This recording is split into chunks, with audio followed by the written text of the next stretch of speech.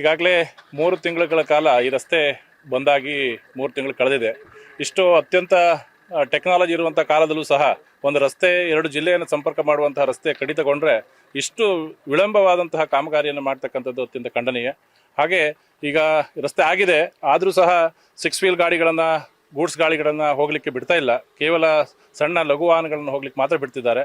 ರಾಜ್ಯ ಸರ್ಕಾರ ಈ ಬಗ್ಗೆ ಸಂಬಂಧಪಟ್ಟ ಇಲಾಖೆ ಅಧಿಕಾರಿಗಳನ್ನು ಸರಿಯಾಗಿ ಕರ್ತವ್ಯವನ್ನು ಪಡಿಸ್ಕೊಳ್ಳೋದ್ರ ಜೊತೆಗೆ ಈ ರಸ್ತೆ ಸಂಪರ್ಕವನ್ನು ಆದಷ್ಟು ಬೇಗ ಸುಲಲಿತವಾಗಿ ಸರಕು ಸಾಗಾಣಿಕೆ ವಾಹನಗಳನ್ನು ಹೋಗಲಿಕ್ಕೆ ಅವಕಾಶ ಮಾಡಿಕೊಡ್ಬೇಕಂತ ಹೇಳಿ ನಾವು ಸ್ಥಳೀಯವಾಗಿ ಆಗ್ರಹಿಸ್ತೇವೆ.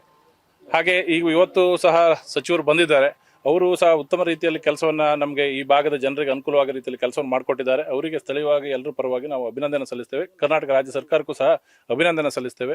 ಆದಷ್ಟು ಬೇಗ ಎಲ್ಲ ವಾಹನಗಳು ಓಡಾಡಲಿಕ್ಕೆ ಅನುಕೂಲ ಆಗುವ ರೀತಿಯಲ್ಲಿ ಈಗಾಗಲೇ 3 ತಿಂಗಳು ವಿಳಂಬ ಆಗಿದೆ. ಅದಕ್ಕೆ ನಾವು ಬಹಳ ಇಷ್ಟು ದೊಡ್ಡ ಟೆಕ್ನಾಲಜಿ ಇರುವ ಕಾಲದಲ್ಲೂ ಸಹ ಇಷ್ಟು ವಿಳಂಬ ಆಗಿರ್ತಕ್ಕಂಥದ್ದು ಬಹಳ ಬೇಸರದ ಸಂಗತಿ. ಇನ್ನಾದರೂ ಆದಷ್ಟು ಬೇಗ ಕೆಳಗಡೆ ರಸ್ತೆಗಳು ಸಹ ಹೊಂಡಗುಂಡಿ ಬಿದ್ದಿದೆ. ಅಧಿಕಾರಿಗಳು ಗೊತ್ತಿದ್ರೂ ಸಹ ಗೊತ್ತಿಲ್ಲದೆ ಇರುವ ರೀತಿಯಲ್ಲಿ ವರ್ತಿಸ್ತಿದ್ದಾರೆ. ಸರ್ಕಾರ ಆದಷ್ಟು ಬೇಗ ಇದ್ರ ಬಗ್ಗೆ ಕ್ರಮ ಕೈಗೊಳ್ಳಬೇಕಂತ ಹೇಳಿ ಕೇಳ್ಕೊಳ್ತೇನೆ. ಮೋಹನ್ ಶೆಟ್ಟಿ ಅಂತ, ನಾನು ಹೊಸನಗರ. ಇದು ಉಡುಪಿಯಿಂದ ಶಿವಮೊಗ್ಗ ಜಿಲ್ಲೆಗೆ ಸಂಪರ್ಕ ಕಲ್ಪಿಸತಕ್ಕಂಥ ರಸ್ತೆ. ಆಗುಂಬೆ ಘಾಟಿಯಲ್ಲಿ ಭಾರಿ ವಾಹನಗಳ ಸಂಚಾರ ಇಲ್ಲದೆ ಇರೋದ್ರಿಂದ ಇದೇ ಘಾಟಿಯನ್ನು ನಂಬಿಕೊಂಡು ಅನೇಕ ಸರಕು ಸಾಗಾಣಿಕೆ ವಾಹನಗಳು ಇರೋದ್ರಿಂದ ಇದು ಬಹಳ ಅತ್ಯಂತ ಅಗತ್ಯವಾಗಿ ಈ ಕಾಮಗಾರಿ ಆಗಷ್ಟು ಬೇಗ ಆಗಬೇಕು, ರಸ್ತೆ ಸಂಪರ್ಕ ಸುಗಮ ಆಗಬೇಕು ಅಂತ ಹೇಳಿ ಹೇಳ್ತೀವಿ. ಮೋಹನ್ ಶೆಟ್ಟಿ ಅಂತ ನನ್ನ ಹೆಸರು, ಇಲ್ಲೇ ಹೊಸನಗರ. ನಾನು